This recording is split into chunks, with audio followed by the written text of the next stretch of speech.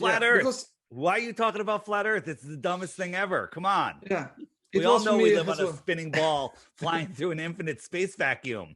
I mean, we know it, right? We have pictures. Yeah. So fun. Do you know how many dates I destroyed when I said that I'm into flat Earth? Well, you know, when we talk about the app, I'm going to show you something that's going to help you in that department. Oh, great. I need that stuff. All right. So where do you want to begin? I was thinking because I live in Sweden, and Sweden is a Christian country, and we are super nice, but I would say that we are pretty naive as a population. So I would start with some kind of presentation, what the hell we are talking about. Are we lunatics, or could it be some kind of, does it make sense what we're talking about? For the people that are completely new to this. And then I have questions from the people that watch my show and stuff like this. So we go a little deeper further on, I think. Something like that. Yeah, no problem. I'll just give a quick little summary before people tune out, because I tuned out when people suggested I look at flat Earth. Every flat earther became a flat earther the same way. They laughed, they ridiculed, they refused to watch anything, and then for some reason they actually looked. And that's when you become a flat earther, because people that don't believe in flat Earth think this is what the flat Earth is, a pancake floating in space. That's not what flat Earth is. If this is what flat earthers thought, I would be laughing at them also. This is ridiculous. And we're not a whole bunch of pancakes floating in space. We're not floating in space. Well, what do you mean we're not floating in space? Because they have us in this infinite space vacuum, which is just impossible. Impossible, I call it. So, you know, when you Google flat Earth, you end up with pictures like this. This is ridiculous. No flat earther thinks this. Now, do flat earthers know everything? Absolutely not. We know that we don't know a lot. Globers, you're a glober if you're listening to this and think I'm crazy, think they know everything, but they don't know anything. I know that's crazy. I used to be a glober. We all used to be globers. I mean, Ronnie, how long have you been a flat earther, or at least a globe denier? It's actually our common friend Ole Dammegård's fault, because I was on he was doing a presentation about the terror attack in Stockholm, and of somewhere in, it was like 4 hours, and I was completely into this, but somewhere in this he just said something like, if the Earth was round or flat or whatever it is, he said, and I just stuck in my mind, and like, it took me, I think it took at least a half year before I even researched it. What did he even mean with that? Could it even be, you know? Right. That's how it started. And then it was like downhill from there. I was doing a conspiracy podcast about all different types of stuff, like the Ole looks into, you know, Ole's a good friend. And when people started suggesting I look into flat Earth, I'm like, you're absolutely insane. And I would ban them from our social media for even, like, I don't need somebody this stupid following me, right? They want me to look into flat Earth. I'm sorry, there's no help for you. There's no help for you. You think the Earth is flat. You're an idiot. Okay. And that's because this was my view of what flat Earth was. This is mind control. If you Google flat Earth, you end up at the Flat Earth Society, right? President Obama here in the United States mentioned the Flat Earth Society a half a dozen times in his speeches. Why would a president mention the Flat Earth Society? They want anyone looking into flat Earth to go there. Google will take you there. Google images of flat Earth. You're going to get this. Okay, this is all Flat Earth Society nonsense. So what is the flat Earth? Well, the way I describe it is, the Earth that we live on is the basement of the universe. It's the best words I have for it. It's the foundation of the world. It's an extended plane. I say extended because infinite, I don't know what infinite really is. Is it very far? It seems to be very far. We live in this plane, hills and valleys, mountains and depths of the ocean. If you were out in the hills and a heavy rainstorm came, excuse me, heavy rainstorm came, where would the water accumulate? At the top of the hill? I think it always pours downwards, right? Yeah, excuse me. It's early in the morning here, and I haven't started talking until just now. All the water accumulates at the bottom in the low spot, in the depression. And if you have a puddle or a pond or a lake, all the same thing, just different sizes, the edge of the lake, the edge of the pond is where? What determines the edge of a pond? They're easy. Some form of container or Something where the land is higher than the land. Yeah. water. If the land was lower than the water would spill out, right? Yeah. So we live in what I call the Antarctic basin. They don't teach you in school that Antarctica is the highest land on Earth. Okay? Antarctica is the highest land on Earth. Well, that's like they want us to believe that Antarctica is this little ice continent at the bottom of a ball, and it's higher than all of the land. Have you heard? Do you know if that there is any truth in that this supposed Antarctica is like a brain, the shape of the brain? Have you heard about that? I haven't, but that's I mean, would that because it's this shape that it looks like a brain? This is not the shape of Antarctica. This is the shape of Antarctica, right? I mean, this isn't exact. This is just showing you large bodies of water at rest lay flat. That's scientifically provably flat, measurably flat, observably flat. Okay, large bodies of water at rest lay flat. Don't say what about a raindrop? Anything bigger than a bucket of water at rest lays flat. The water surrounds all of the islands, all of the continents, but all of the water is surrounded by its container, which is Antarctica. It's the highest land. So this is Antarctica. This is Antarctica. This is Antarctica. It surrounds us. It's off limits. No one's allowed to explore beyond 60 degrees south, which is this pink line.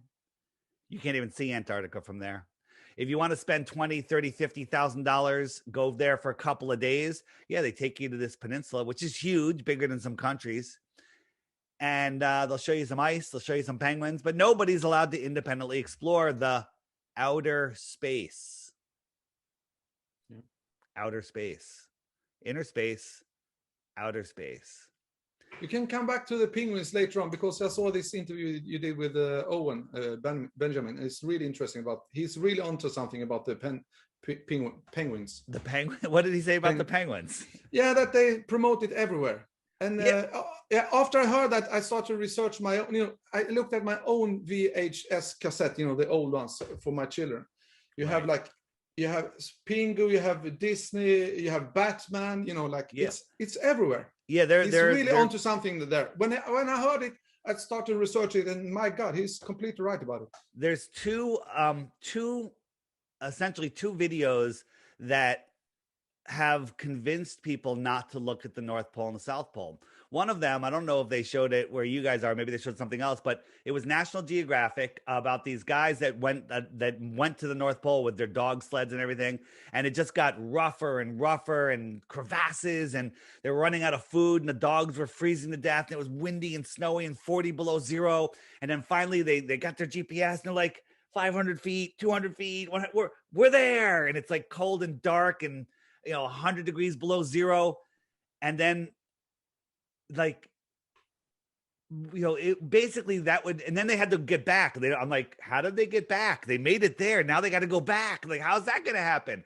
And basically it was to convince you. So in the subconscious of your mind, no one would ever say, I want to go to the North Pole. Right. Okay. They showed us that in school. That was, the televisions were wheeled into our class and we watched that in elementary school. The other one is the emperor penguins, how they all huddle together at the South Pole, and it's freezing cold, and they hold their eggs on their feet, and if the egg touches the ground, it freezes and they die, and they go through these just horrible storms and everything. And basically that's to make you realize that you never want to go to the South Pole. Both of those places are lies. They don't want you to know what's going on there because you would find out you don't live on a spinning space ball flying through an infinite space vacuum. I mean, the idea that we live on a heliocentric ball flying through space is the dumbest thing ever. The dumbest. People think flat Earth is dumb. That's inverted. You believe that, right? To believe that you live on a ball. If you believe the Earth is a planet, you don't even know what you believe. Let me explain. You believe that once upon a time there was nothing. It exploded and became everything. And then all of the rocks turned into balls and all of the gases coalesced into bigger balls. And because they were bigger, they had more mass and they could hold on magically to all these other rocks that are orbiting and going in repeating patterns. while the Earth is spinning at 1,000 miles an hour. 1,000 miles an hour, that's faster than sound. It's orbiting at 66,000 miles in an elliptical orbit where it speeds up and slows down, speeds up and slows down. Okay. And then it's chasing the sun in an elliptical orbit at over 500,000 miles an hour, over 500,000 miles an hour. All of these motions are going on all of the time, and nothing moves. Nothing moves, right?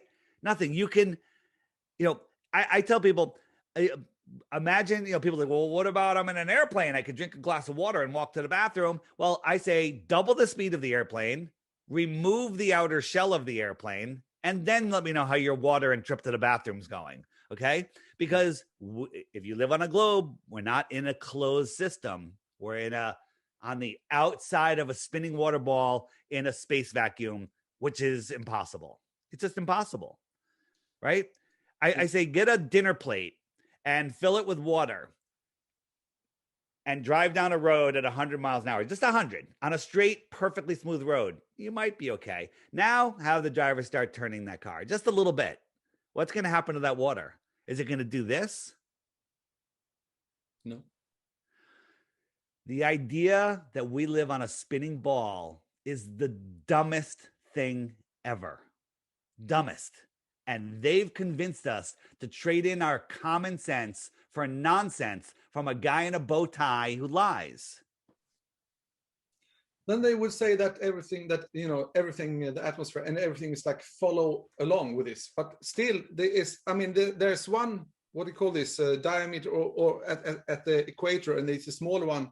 So still, it can't like follow everything.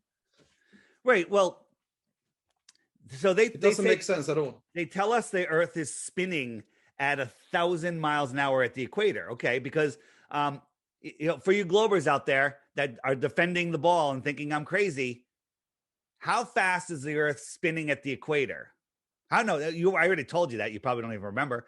But what's the diameter of the equator? They don't know. We know because we've looked. It's 24,901 miles around. So about just over 1,000 miles an hour would bring you around once, right? It would bring you around once. If you're at the equator, if it's the diameter is just over 24,000 miles, well, if it's going 1,000 miles an hour, it'll once a day is 1,000 miles an hour. But what if you were only a mile from the North Pole? Well, you're going around once a day, but that little circle at the top is much smaller than the bigger circle at the equator. So if you were a mile from the North Pole, how big is that circle? And a lot of flat earthers don't even know this, but it's simple math. If you remember pi, 3.14 miles. The P. Yeah.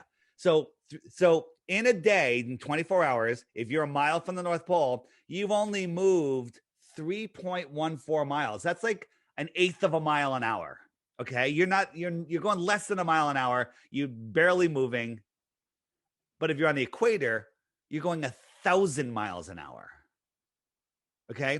Here's the problem. All of the air is stuck to the ball. The air, at 40,000 feet above this ball, where do you think it would, if the ball is spinning the way you see it spinning, you would think that the air would kind of lag behind a little bit. The higher up you went, it would kind of lag behind because the higher up you go, the faster that air has to go to keep up with the ball.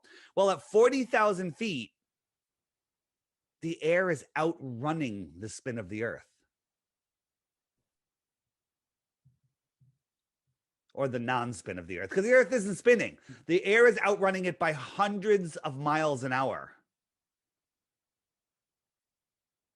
Explain that on your ball. It's interesting because my children, I have a daughter, she's 10. She's completely like everything like natural about it. That what I can see and what I can touch and what I can feel, this is my reality. Do you homeschool her? No, but she heard me. She heard me all the days when the dinners and everything. And my son, he's a teenager now, so he's on the verge of moving out. So he think I'm pretty crazy. But I think it's easier the younger you are if you're new to this. Tell your son I have 3 Bitcoins for him if he can come up with one proof of the globe. 3 Bitcoins, $100,000. That'll get him started in life. He can go put a down payment on a house. All right, 3 Bitcoins. for one proof of the globe? Don't bet he doesn't have one. So where do you want to go from here? Because yeah, I mean, just for example, because I have so many friends that think I'm pretty crazy about this, but if they ask me, you know, the lazy people that doesn't, they just want to have like a quick answer, but what would you say is like the 3 or 5 top reasons to start questioning it? I would say, for example, that we have never ever measured the curve of the Earth, for example. I would say, for example, the Polaris it star doesn't exist. We've measured. Yeah. So what would you say, like, are the things that they should start to look into, like if they want to do it like for an hour or whatever? Well, the thing that got me was that we can see too far. If the Earth is a ball, 24,901 miles around, you can look up the Earth curve calculator, and the Earth curve calculator is 8 inches per mile squared. Most people are like, what the heck does that mean? Simple math. First mile is 8 inches. Second mile, the Earth is curving more and more as you go out. It's not 8 inches, 8 inches, 8 inches, because that would be, we live on a ramp. We don't. It drops off faster and faster. So it's 8 inches per mile square. You have to square the miles. And yes, that is a parabola. After 1,000 miles, it kind of gets off a little bit, but you don't need 1,000 miles. According to globe math, at 10 miles, there should be 66 feet of curvature. Their math, not ours. 66 feet of curvature at 10 miles. Now, you can go to these globe troll debunking sites that are out there to, capture weak minds and help you hold on to your heliocentric ball belief. And they say, oh, no, because if you're looking at something 10 miles away, it's only half of that because they're halfway down one side and you're halfway down the other side. So it's not 66 feet, it's 33 feet. Okay. That's dumb. That's ridiculous. But I'll give it to you because it doesn't matter. Because I said, all right, when I started seeing this, I said, all right, we can see too far. All right. I know that there's a buoy off of my beach that's 11 miles away. I'll round down to 10 to give the ball every purpose, every benefit. I bought $1,000 camera, tripod, a super zoom P900 when it first came out. And I went down to the beach early in the morning when the water was calm and I can't see the buoy. I'm like, it's over the curve. There's no way to see that. It's a 10-foot high buoy. I got down like a foot off the water. I got the tripod down and I'm looking. I zoomed in. Not only could I see that buoy, I could see the surface of the water for dozens of miles beyond it. You do the math on that and you find out there should be hundreds of feet of curvature. That doesn't make any sense whatsoever. People say, well, what about boats disappearing over the horizon? Look, there's no boat here. I'm zooming in and all of a sudden right here, watch right here, here it is, there's a boat.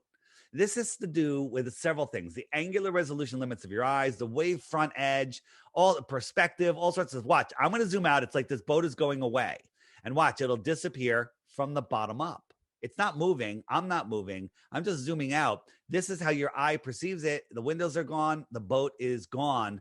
And a glober will tell you it's over the curve. Well, if it went over the curve, how am I possibly seeing it? Right. And I'm not zooming over the curve. If the physical horizon is there, like globers want you to believe, I shouldn't be able to see it. For example, if you went down this hallway around this corner and I stayed right here, could I zoom in on you with a telescope? Absolutely not. There's a physical horizon here, a physical edge. I'll flip this over, make it look like the Earth. Yes, the Earth is bigger than this. This is a scale model. So you're over that. I could have the friggin' fake Hubble telescope zoom in. I can't see beyond this physical horizon. This is a physical horizon. We don't see a physical horizon, and the globe trolls have been forced to admit that in debates, that it's an optical horizon, right? So here's another example of us seeing too far. And all these things I'm telling you today, don't believe me. Go verify them yourself. Unlike NASA, where it's you can't verify anything. This is the Leisure France. We're looking out over the ocean. It's a famous viewing spot because Mount Canigou is out here 175 miles away. From this altitude, using globe math, the top of Mount Canigou should be a mile below the horizon. You have to believe that this is a physical horizon. This is an optical horizon. Everything comes together due to perspective and becomes a horizon. These clouds up here are the same height as these clouds over here, just perspective. But a couple days a year, when the sun is on its path in between the two tropics, it lines up with Mount Canigou and it backlights it. The light normally bouncing off of Mount Canigou doesn't have enough power to push through the soup of the atmosphere, and you can't see it. But when the sun backlights the mountain, when it's in line, you can see the mountain. This is the top of the mountain. It should be a mile below the curve, but it's not. It's right there. It's not a mirage. Now, the global argument, which is pathetic and ridiculous, is that the mountain is over the curve and the sun is already set. It's just refracting up and stopping right at your eye level. That's dumb. That's ridiculous. That's pathetic. And people will be like, well, it must be because the Earth is a globe. Here's the thing. Our entire heliocentric model is based off of the calculation of the radius of the Earth.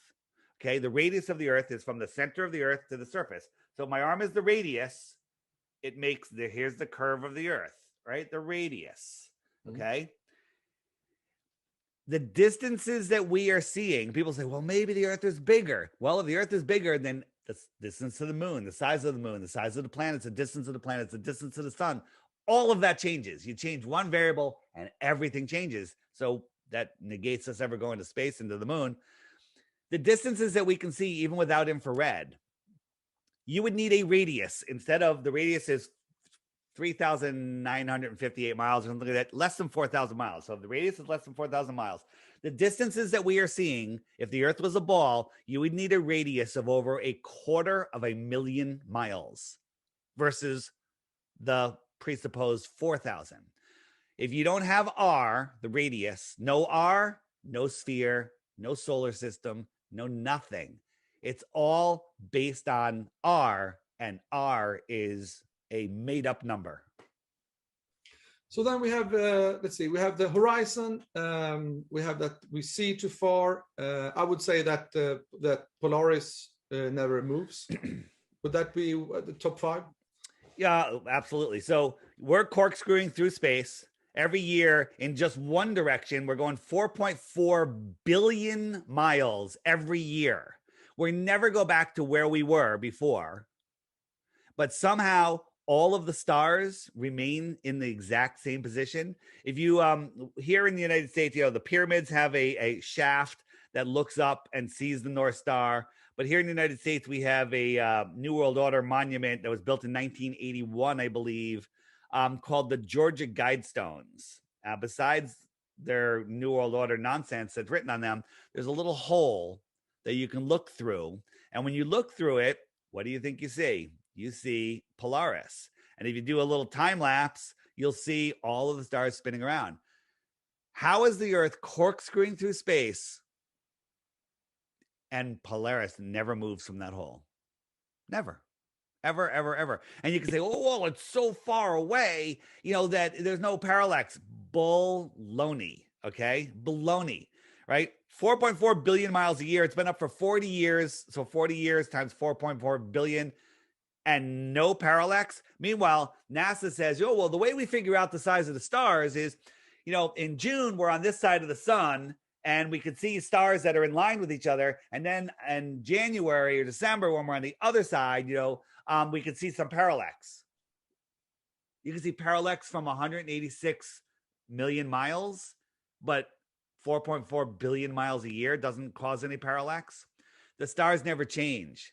Every year. Go out tonight, mark where the stars are, like sit in the same spot, they make a little star chart, and then same time next year, same night, same time, 10 years, whatever, go out and look. Every star will be in the exact same position. We don't live in a heliocentric beehive. When we're talking about these Georgia Guidestones, why do you think that they put them up there?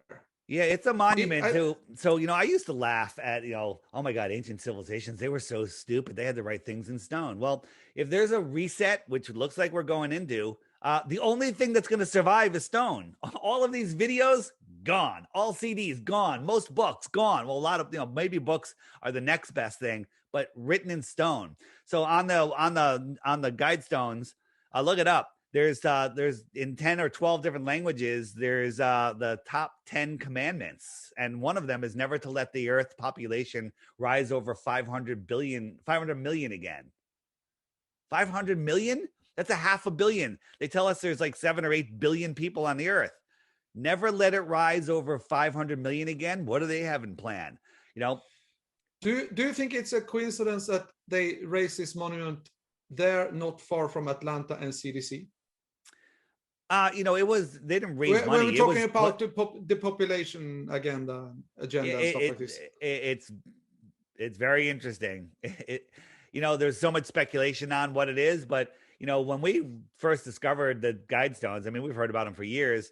We're like, oh, come on, this is crazy. What are you talking about? Well, look what's going on in the world right now. Without saying too much, I don't know.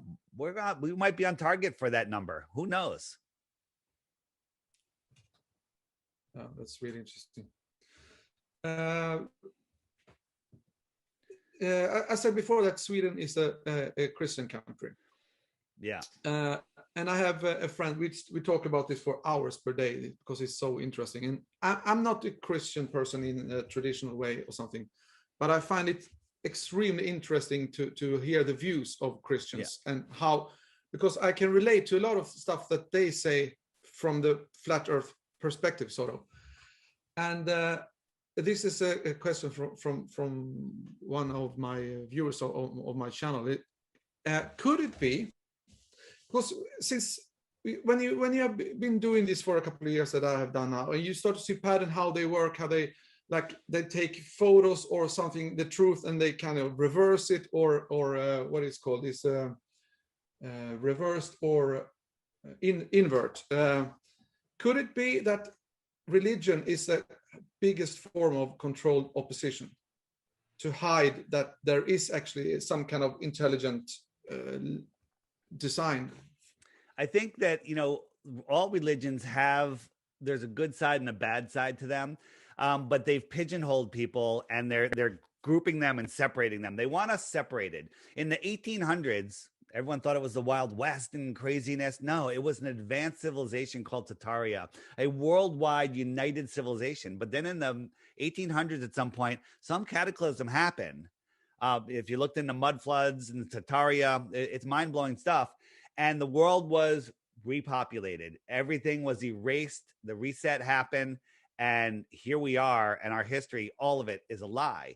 So then they divided us up by countries, divided us up by religions, divided us up by sex, by race, by political party, by sports teams, by genders. Now they're dividing genders. Now they're telling us, don't look at anybody, don't talk to anybody. They're dividing, because together we are powerful. Separated, we are less powerful. They don't want us to know how powerful we are, and they use religion to keep us pigeonholed. Are there benefits to all religions? Are there truths in religions? Absolutely, yes. Are they hiding lots of truths from you? Absolutely, yes. So, on my app, there's a button called Biblical Flat Earth, and I recommend anybody, Christian or not, watch those videos, because you'll start seeing how the Bible is a flat earth book. I never lead with the Bible, right? On my podcast, the Flat Earth Podcast, my co-host, Matt, he leads with the Bible, right? But I don't lead with the Bible because there was a point in my life where I would be listening to a podcast, guy would be telling great information, whatever, and then he'd mention Jesus, the Bible, and I'd be like, oh, he's a religious kook. And I'm out, because that was my belief at that time, right? But now I understand that we live in a created place. Flat Earth proves a creator. Your journey from there forward on who the creator is and what your relationship is with the creator is your own personal journey. It's no one else's journey. Okay. So if I simplify the question, could it be that they target the Christian people the most because of that they actually believe in some form of creator?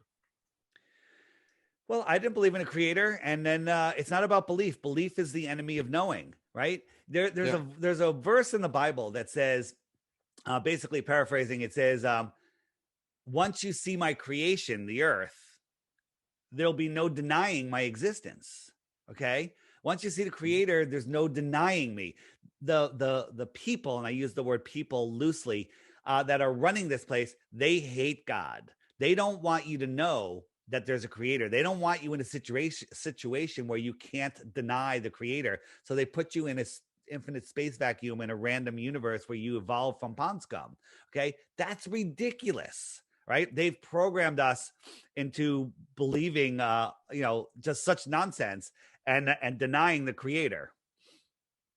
Maybe that's a big one, because we talked about the horizon and all this stuff, and space. Yeah. When you tell somebody that space doesn't exist, they look at you like you're from, I don't know, have 5 eyes or something. Yeah, well, I did that also. I had, space doesn't exist. How is that possible? Well, we live in a contained system. What's beyond it? I couldn't tell you. But if we live in what I call we live. So here's the thing, and I don't want to say, I try not to pigeonhole us. Like, is this how the earth is? Is this all there is? Now, a lot of Christians will say, yeah, this is it. If you read the Bible from page 1, God separated the waters from the waters and created the firmament. Well, the firmament's the dome. There's so much evidence that this is basically what the world is. But what is beyond it? What is there? Maybe there's other puddles. Boom, boom, boom. Maybe there's 10 of them. Maybe there's 10 bazillion of them. Okay. Maybe there's other worlds, but this is the world that we live in. This is our known world, right? Everything beyond that is the unknown world. Here's a map from Japan, 10 centuries old, printed in the New York Journal, which is now the New York Times. I think it's the New York Journal. Or is that a different paper? I can't read it. And it shows all of these other continents outside of Antarctica. What's up with that? Right? Other people think that maybe it's like this, and there's another sun out here. And these are extra terra, more land, extra territory. So if somebody lived here in the outer space that came to visit, you might want to call them an extraterrestrial, coming from just thousands of miles away and not trillions. A trillion miles is a joke. The closest star, other than our sun, according to heliocentric nonsense, is 25 trillion miles away. 25 trillion miles away. If you were traveling at 1 trillion miles a second, how much time would it take you to travel 1 trillion miles? 1 trillion miles a second. You lost me. No. If you were traveling, hold on a second, a mile a second. I'm sorry, I said that totally backwards.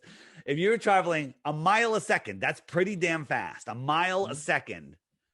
How long before you traveled 1 trillion miles? And you'd be 1/25th the way to the first star. How long would it take you at 1 mile per second? Remember word problems? Come on, we did this in junior high. 1 mile per second. How long to go 1 trillion miles? Take a guess. If you guess it within a week, I'll give you a Bitcoin. I think it's faster. No. If you guess it within a week, like if you say, if you say, 6 months, I don't know.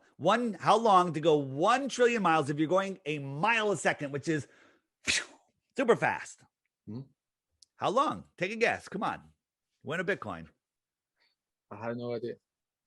31,000 years. Oh.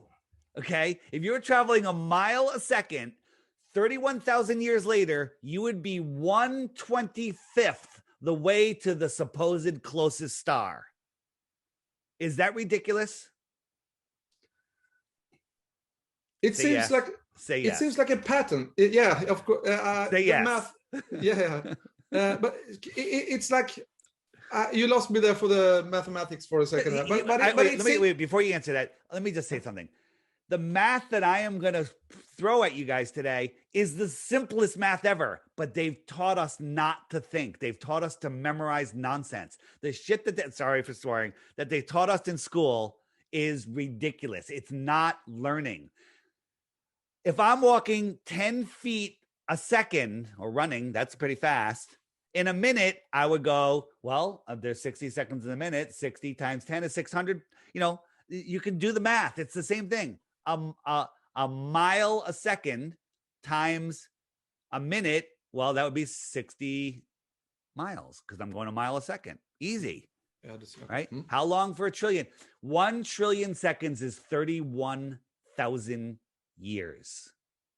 Just let that sink in the next time you hear the liars at NASA tell you things are trillions of miles away. You couldn't see anything even a fraction of that distance, no matter how big it is. A pattern I can see, even if I couldn't count this number directly, but a pattern I see is that they always try to put everything so far away from you as possible. Am I right? Yeah. So there's a thing called angular resolution of your limits of your eyes. Like here's my phone.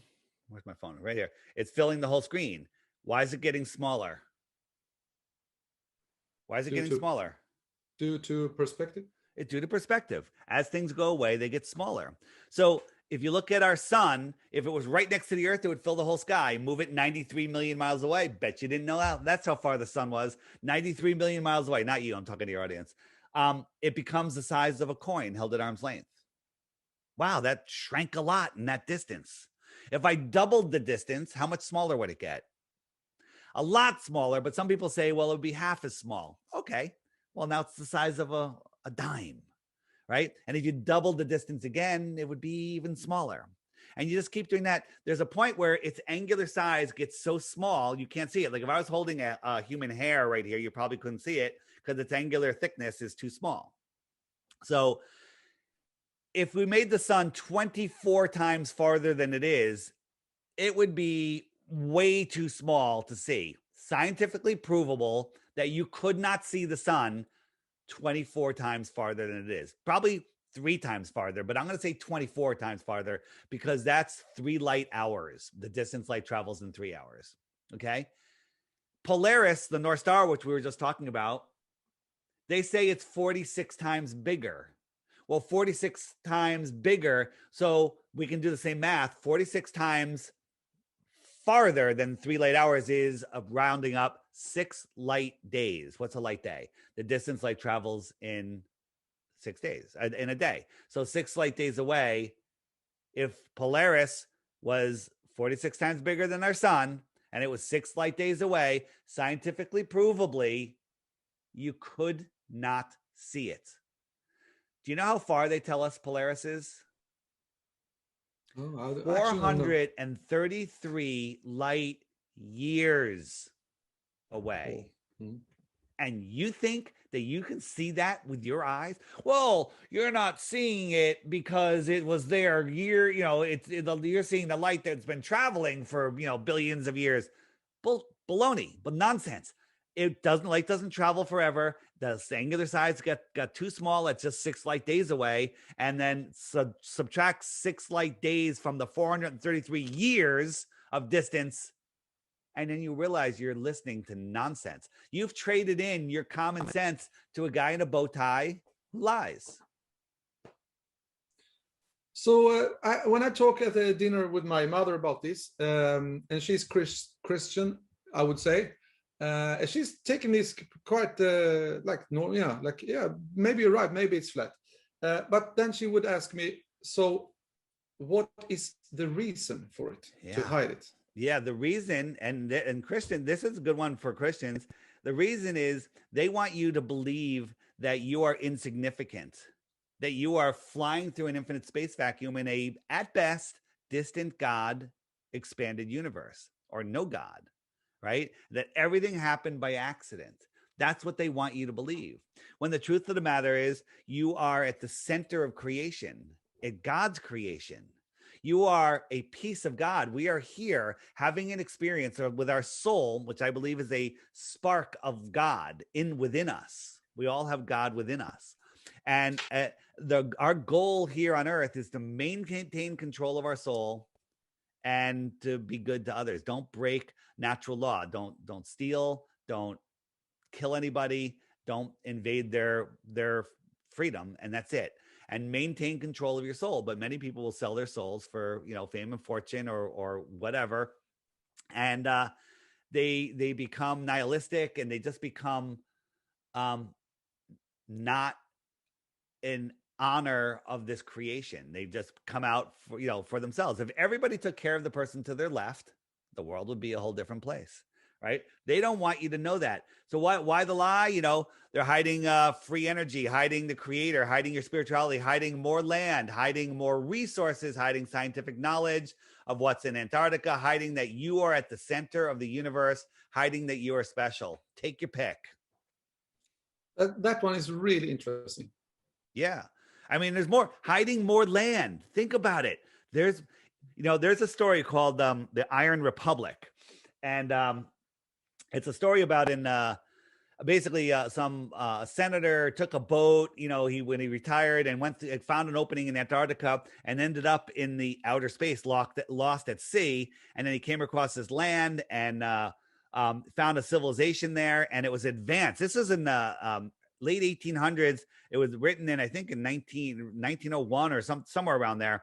And he's talking about all of these people there that had flat screen TVs and computers and hovering electric cars and all sorts of stuff some stuff that we don't even have right now. And the story was like where these people came from. They came from inner Earth, the Middle Earth. And they went to the outer space because they didn't like the tyranny that was going on in the 1600s.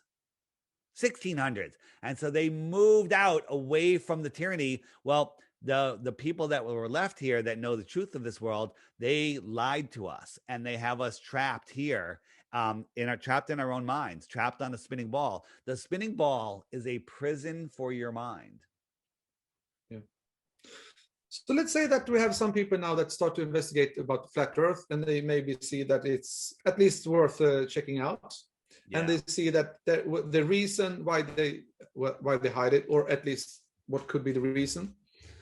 The next step. This is also a question from a viewer from my channel. Assume that people have photos, films, everything to actually prove the existence of whatever is on Antarctica and the North Pole. How would you go on to show the public that they should actually believe it?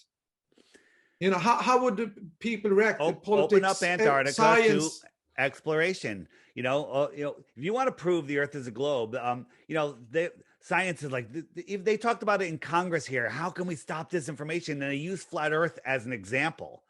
What? I mean, Neil deGrasse Tyson, who's the high priest of scientism spokesman, he said he will never talk to a flat earther because it's not worth his time. That's a lame excuse. Well, that's like, they're not going to talk to us because he can't, because if he does, he will be destroyed. So, if you want to prove the Earth is a globe, it's very, very easy. Antarctica is about 12,000 miles around, according to the globe, right? So you get two airplanes, you fly over here, right? You get people. You and I will go on there. We'll get Neil on there. We'll get Bill Nye, the lion guy with the bow tie. We'll get some other scientists. We'll get some globers, some flat earthers. We'll all get on these planes.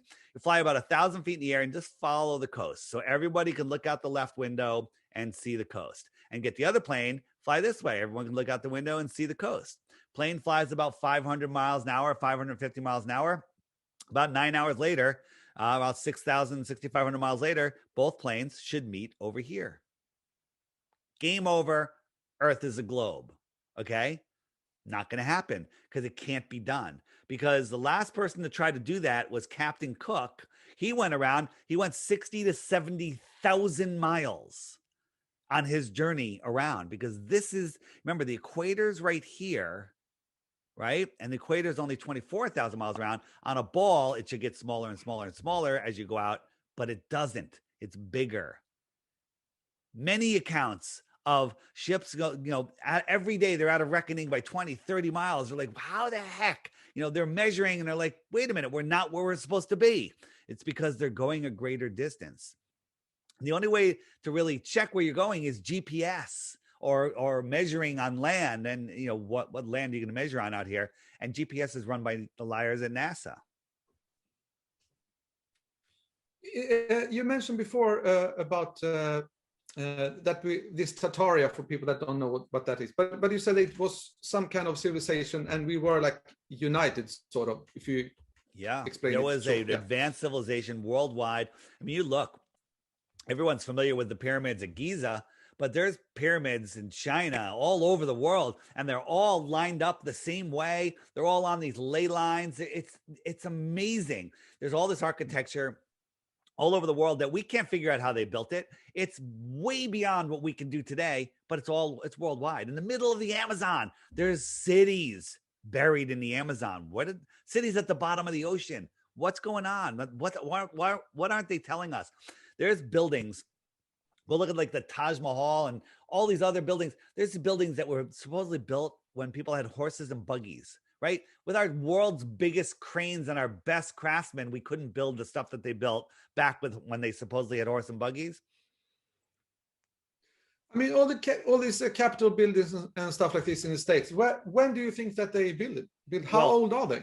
Yeah, they were here when we supposedly got here. There's a picture of I think it's a Capitol building, whatever, that was being excavated, and there's a whole building below it, underground with columns and everything. There's all of these buildings that are built on top of buildings, and you don't know that there's cities below cities. So you watch stuff on mud floods. Let me bring up my app because I'll show you where to find this information. Here's the issue. Here's the thing. Google Flat Earth, Google and Tartaria, you're going to get fed what they want you to see. They don't want you to see what I'm going to show you, right? So this is my app. It's called the Flat Earth Sun, Moon, and Zodiac Clock app. And it will show you all of the, like, if you want to find out what's going on with Flat Earth, just check out the app. And every day there's a new video right here, featured video, and you tap it and watch the daily video every day. Here's the challenge I have. I'm offering 3 Bitcoins for 1 proof of the globe, but you have to watch the daily video every day for 2 weeks.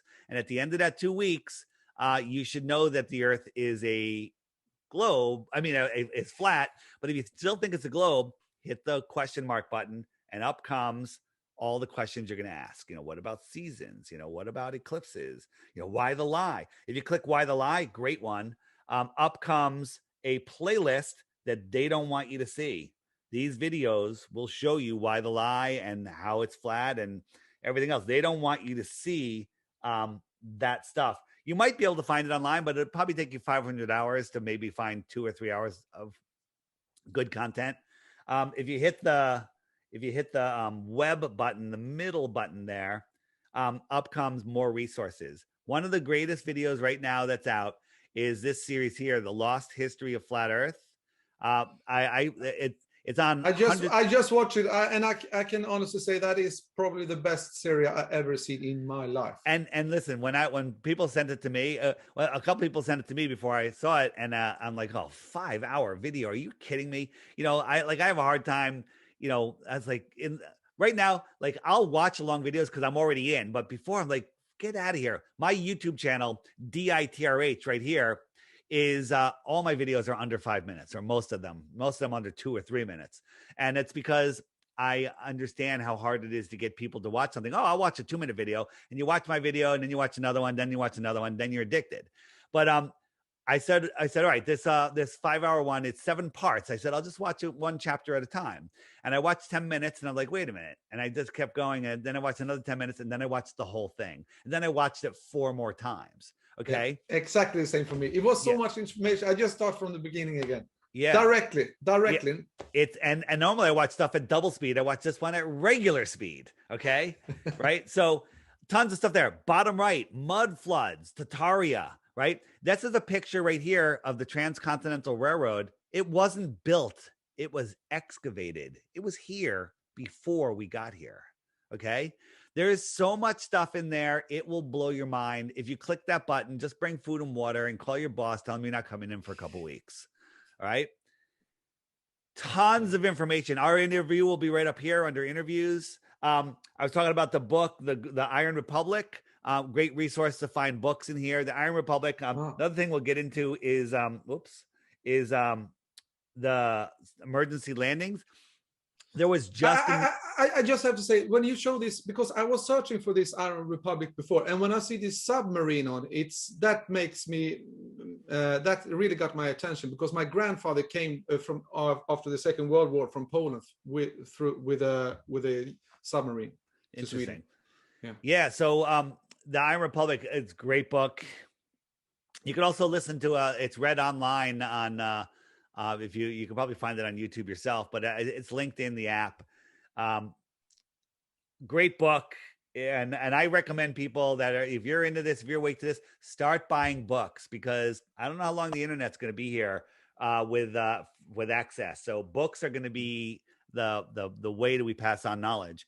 And the emergency landings that's really interesting. Yeah, when I jump out of the app, I'll show you a couple emergency landings. There was just another one that happened to one of the crew members who had, the thing stuck in their arm recently, and they had an issue. They had to land. The salvation. Again, yes. Again, proving that the Earth is flat. Tons of other resources, different languages, playlists. It shows you, I got resources in images here. Like my favorite is, this. Supposedly we went to the moon in that. What is that made out of? Is that made out of titanium, or is that made out of paper mache, cardboard, curtain rods, and Scotch tape and tinfoil? I always thought about how people can believe in this. And I think the reason they still believe it is because it's so fucking stupid. So they can't even comprehend that they were fooled about it. Right. That's why they still believe in it. Yeah, they can't even fathom the lie. It's too big. Tons of resources in here, lots of the slides that I use. So if you're a flat earther and you're trying to talk to people, break out the app, pull up the pictures, and then they'll start to see. And it's literally the best way to wake people up. It has tons of other stuff. I was talking about the winds. If I go to the winds map and I go to 40,000 feet, those white and pink winds there, those are going 200 to 300 miles an hour faster than the Earth is spinning. The Earth is spinning to the east. Well, how are those winds outrunning it? And look how beautiful they are in that pattern. This is the actual pattern, rather than they show us the winds go up and down, in this big crazy sine wave on the globe, but lay that out on a flat Earth. These are the current winds right now. Okay. Again, so for those of you that are new, the sun is the hour hand. It's not on the hour hand now, because here in the United States we have daylight savings time, so they're lying to us about the time, basically just to throw off our natural clock. The sun will lap the moon every 28 days. So right now there's a close to a full moon, and you'll see that the sun is just starting to catch up to the moon, and the moon will start waning. And so the moon keeps track of the weeks and the months. Okay. There used to be 13 months of 28 days, but they hijacked that also. If I turn on the stars are moving slightly faster than the sun. So right now we're coming out of Cancer, and the sun will migrate into Leo, and it'll work its way through there over the next month. And so the stars keep track of the seasons and the years.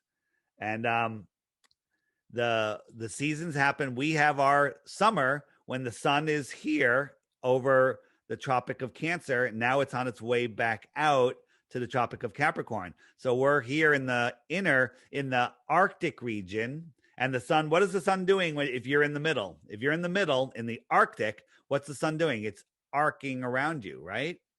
If you're out here in the Antarctic, what's the sun doing? It's antarcing away from you. It doesn't go around you. It comes towards you and it antarcs away. So the Antarctic has the sun antarcing, and the Arctic has the sun arcing. Very simple. Does a whole bunch of other things. And one other feature, you're going to love this, right?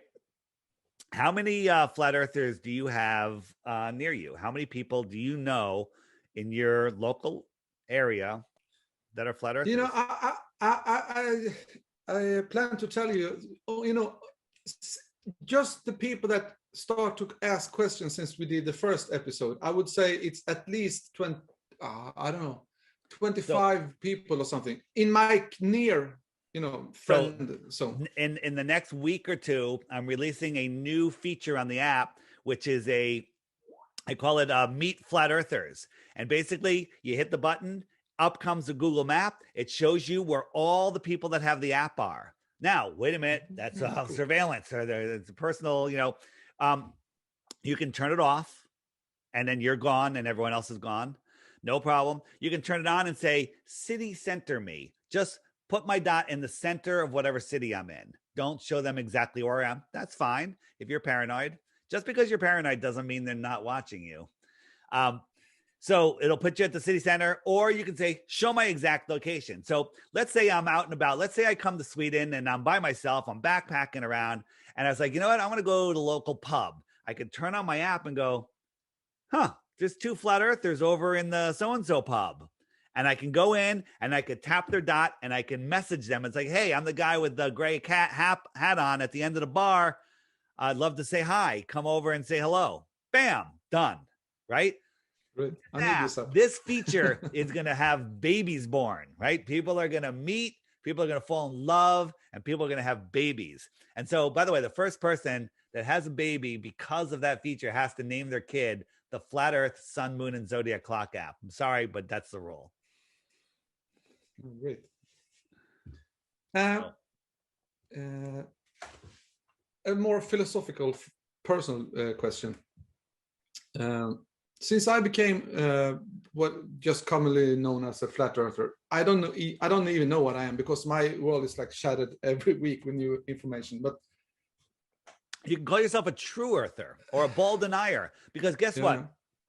I don't like the word denier. Do I know what this is?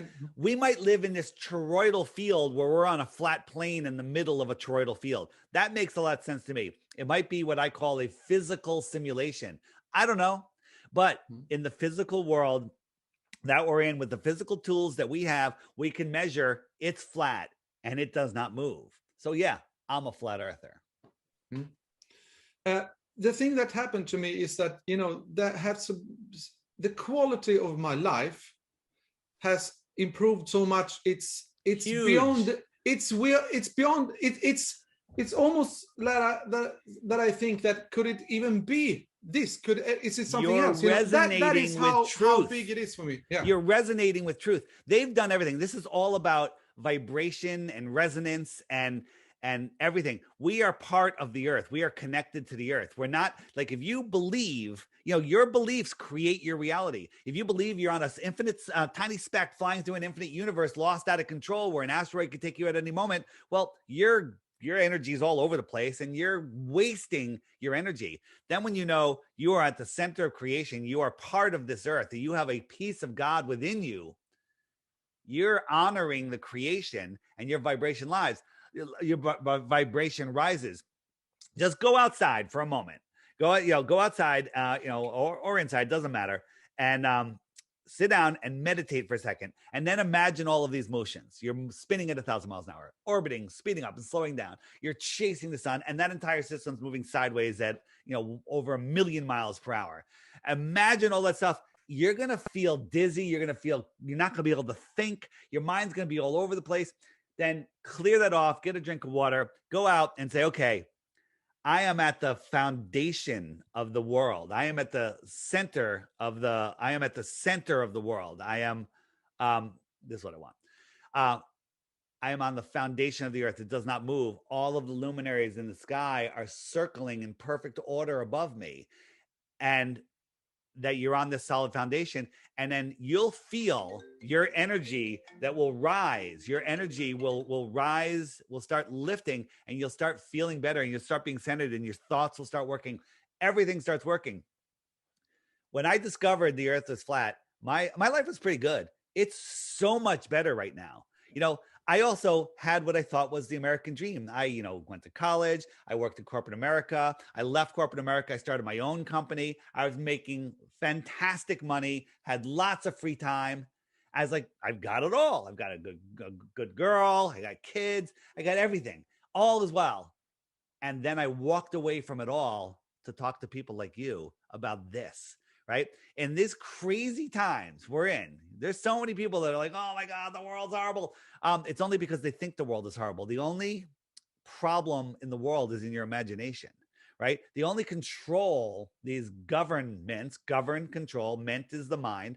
The only mind control they have is in your imagination, right? So they have you imagining nonsense. They have you not honoring God's creation. They have you just totally laughing at it. They're laughing at us. They tell us everything that's going on. And then we're just, most people are just too stupid to realize it. Yeah, or too lost to realize. Too lost. Yeah, lost in space, spinning out of control. How well can you make a decision if that's the foundation of your world? The foundation, I'm here, I'm connected to the earth. Everything always works out. It's amazing. Amazing. It's an interesting expression that time and space does not exist. Correct. That was the best answer of that question I could ever imagine. It was really, you put the right Thanks. On the spot.